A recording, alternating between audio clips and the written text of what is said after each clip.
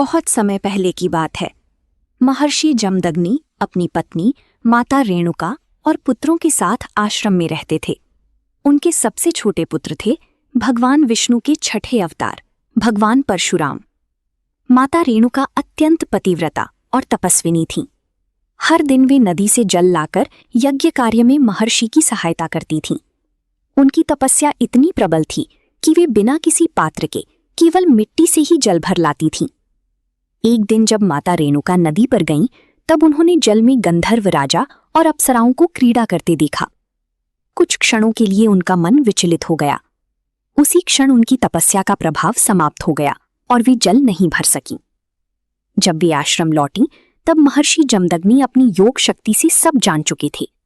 उन्हें अत्यंत क्रोध आया। क्रोध में उन्होंने अपने पुत्रों को आदेश दिया, अपनी माता का वध करो। बड़े पुत्र ये सुनकर भयभीत हो गए। उन्होंने पिता की आज्ञा मानने से इनकार कर दिया। तब महर्षि ने उन्हें शाप दे दिया। अंत में उन्होंने भगवान परशुराम को आदेश दिया। परशुराम जी अपने पिता को गुरु और ईश्वर समान मानते थे। उन्होंने बिना प्रश्न किए पिता की आज्ञा का पालन किया और अपनी माता का वध कर दिया। ये देखकर महर्षि जमदग्नि प्रसन्न हुए। उन्होंने कहा, पुत्र, तुमने मेरी आज्ञा का पालन किया है, मांगो, क्या वरदान चाहिए। तब परशुराम जी ने तुरंत कहा, मेरी माता पुनः जीवित हो जाएं, मेरे भाइयों को भी पूर्व अवस्था मिल जाए और किसी को इस घटना का स्मरण न रहे। महर्षि ने तथास्तु कहा।